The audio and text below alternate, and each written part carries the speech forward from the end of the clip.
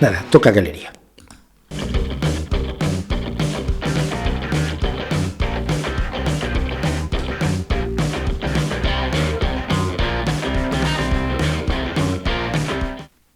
No es algo muy agraciado en esa foto, ¿verdad?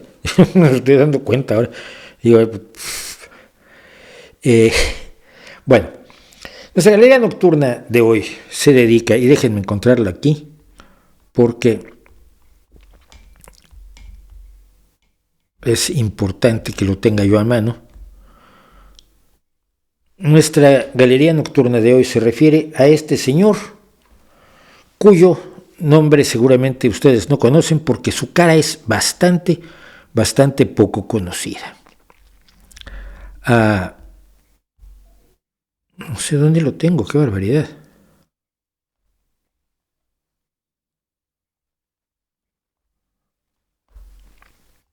Perdón. Mil veces perdón. Pues nada, creo que lo he borrado, lo cual es brillantísimo de mi parte. Pero este señor es H.R. Giger, o Geiger, o Giger, o Giger. Le dicen de todas las formas posibles, pero su nombre original era Hans Rudy Giger. Y es, si mal no recuerdo, holandés. Voy a tener que buscar, de veras, me perdonan, pero todos los datos que tenía yo sobre Giger se me han desaparecido. Bueno, perdón, era un artista suizo conocido por sus particulares imágenes trabajadas con el aerógrafo, de una mezcla entre lo orgánico y lo mecánico, lo metálico. Y si ustedes lo conocen, pues seguramente lo conocen por... Yo lo empecé a conocer por esto. Esto es una portada de un disco de Emerson, Lake and Palmer, uno de los grandes grupos progresivos del rock progresivo. Tres genios, uno que exploró el sintetizador de una manera profundísima, un bajista maravilloso y uno de los mejores bateristas del mundo, de los 10 mejores bateristas del mundo probablemente está.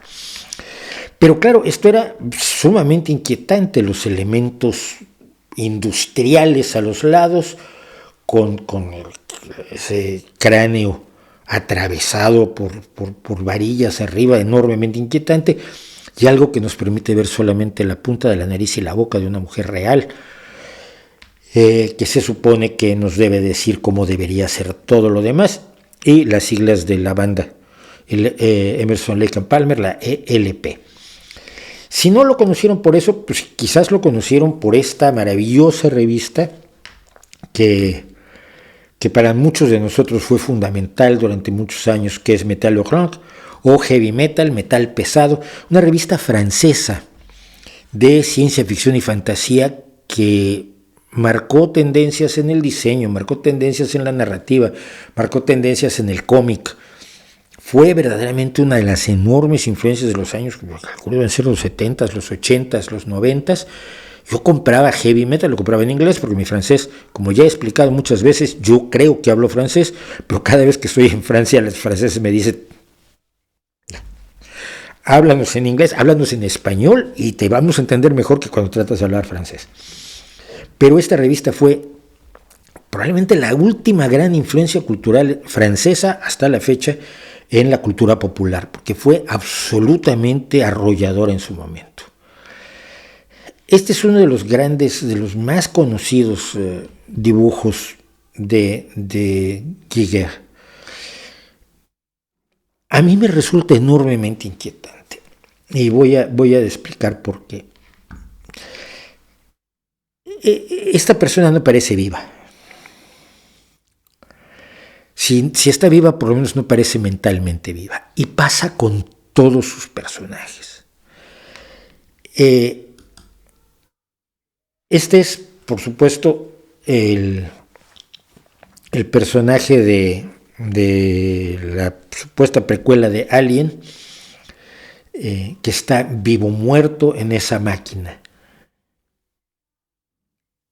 Hay otro autor del que ya hablamos, que es el pintor polaco que yo tenía el nombre aquí, lo juro, es que lo preparé todo cuidadosísimamente y luego lo perdí, lo extravié. Tengo aquí de todo menos de eso. Bueno, aún con sus visiones terroríficas, este brillante artista polaco que yo considero uno de los grandes pintores del siglo XX, tiene en un momento dado algo de dulzura, algo de ternura, algo de calidez incluso en estos seres que crea. Giger no los tiene. Este es, por ejemplo, su diseño del bicho de Alien que ataca al personaje al principio de la película original de Alien. Luego fue degenerando la serie horrorosamente, porque el Alien está diseñado por Giger, porque Giger ha diseñado muchísimo para cine, ha diseñado muchísimo para televisión, ha diseñado muchísimo para otras cosas. Entonces, estos son los diseños que hizo en 1978 para ese monstruo, para esa larva que se le va a pegar a uno de los astronautas y de donde, en cuyo interior va a depositar el huevo que posteriormente saldrá como el pequeño feto de Alien de su pecho y después se convertirá en el terrorífico ser al que combate, ¿cómo se llamaba? La actriz, bueno, ¿cómo se llama la actriz? ¿Cómo se llama el personaje? Ripley, a la que combate Ripley. Los ojos en blanco, la frialdad, el uso, por supuesto, siempre, casi siempre, del gris, el blanco y el negro, a mí me deja una sensación muy desagradable, que probablemente es lo que quería él y por lo tanto es glorioso y es genial y es maravilloso, pero no me deja en paz. Esto, por ejemplo, me parece terrible, me da miedo. Conseguir eso es de un gran artista. Giger fue considerado un enorme artista. A raíz de estar en Metal Hurlant, Jodorowsky lo llamó para hacer aquel Doom que creía Jodorowsky que iba a hacer, donde iba a contratar, hasta a Orson Welles y a Dalí para que trabajaran como actores. Unas cosas que se le ocurren a Jodorowsky que son imposibles de llevar a cabo, pero como Giger era su amigo, le hizo varios diseños que, por cierto, creo que nunca se utilizaron para nada. Cuando alguien descubrió que se había gastado ya varios millones de la producción en hacer la preproducción Jodorowsky y que la producción iba a costar como $200 millones, le quitaron el proyecto. Entonces, ¿qué es lo que siempre le pasa? Seres que están... No es la simbiosis con la máquina, es casi el ser vampirizado por una máquina, el ser absorbido, el ser zombificado, pero no por una infección o porque te cubrieron el cerebro o por una maldición de brujas, sino por las máquinas. De veras me resulta muy inquietante. Esto, por ejemplo, es uno de los bares que diseñó. Y su utilización de los huesos siempre me recuerda a las iglesias que están hechas, decoradas con huesos humanos. Este en particular creo que es de la República Checa. Como os digo, lo tenía yo todo perfectamente preparado y no lo encuentro en ningún lado. Mil disculpas. Pero esta vampirización, esta relación de choque más que de simbiosis entre la máquina y el ser vivo, el ser humano, generalmente mujeres, me resulta muy inquietante.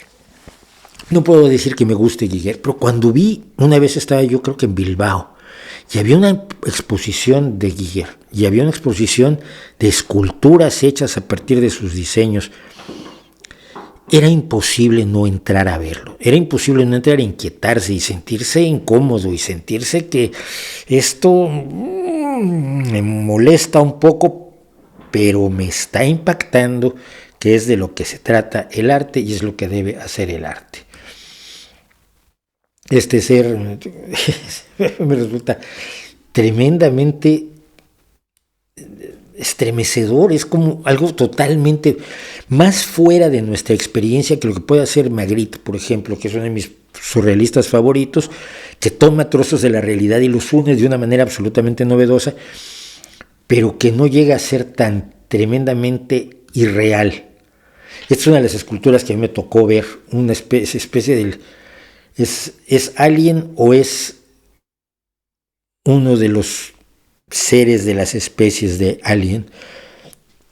Que me tocó ver en vivo y que sí es enormemente inquietante. Es un gran personaje, hizo muchísimas cosas en arquitectura, en diseño, en cine, y vale la pena ver su trabajo, se los recomiendo muchísimo. Y si pueden ver su trabajo en Metal Hurlant, en Heavy Metal, la revista, pues 1000 veces mejor, porque van a disfrutar de estas visiones inquietantes de un artista peculiar.